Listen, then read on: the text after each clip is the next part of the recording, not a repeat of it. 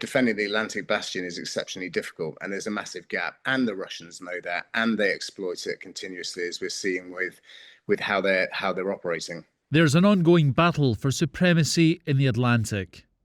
And critical to this is the choke point known as the Greenland-Iceland-UK Gap. The straits between these landmasses are a gateway to the ocean. Now there are concerns that Russia could be edging ahead of the UK and its allies in the fight to control it.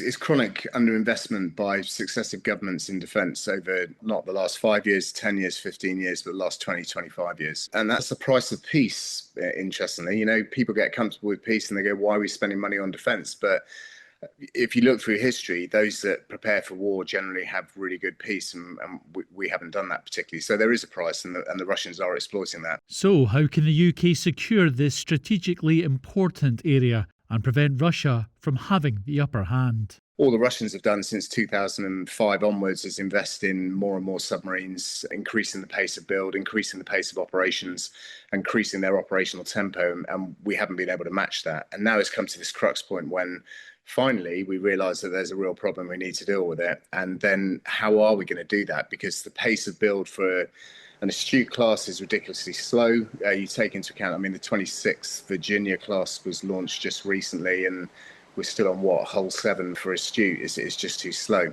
And so you have to look for other technologies to be able to do that. And that's where drones or underwater drones come in. How do you bring all that technology together? How do you bring concepts, tactics and doctrine together in order to create a credible defence?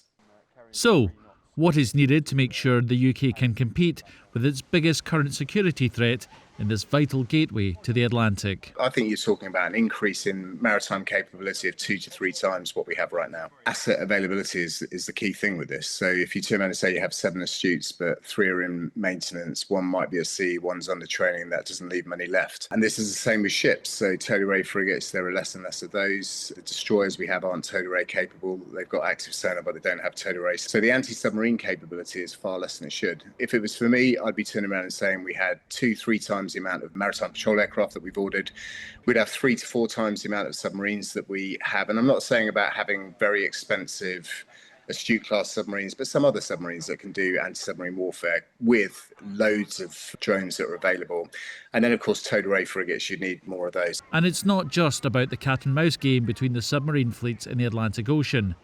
The gap itself is vital to our way of life in this country. And Russia knows and is looking to exploit that. This is not about maybe the deterrence gets detected or something like that, because they're not going to go around attacking the deterrent whilst we're not in a war state. But what they can do without any effect whatsoever is attack our critical national infrastructure. You know, deep sea cables, 99% of all of our communications today come through cables across the sea as opposed to via satellite. You cut that, you chop our economy, and it creates disaster. So if I was in government and I would genuinely be worried about this. They've been doing it for years and years, but now they're increasing their capability and they're coming closer to the Antar operations, close to the UK. They're becoming more belligerent about the way they do it. They don't see that there's any opposition that goes with this and they can do what they want. And we need to get control of that to make sure that we protect ourselves. Thanks for watching. For more from BFBS Forces News, like and subscribe to our channel.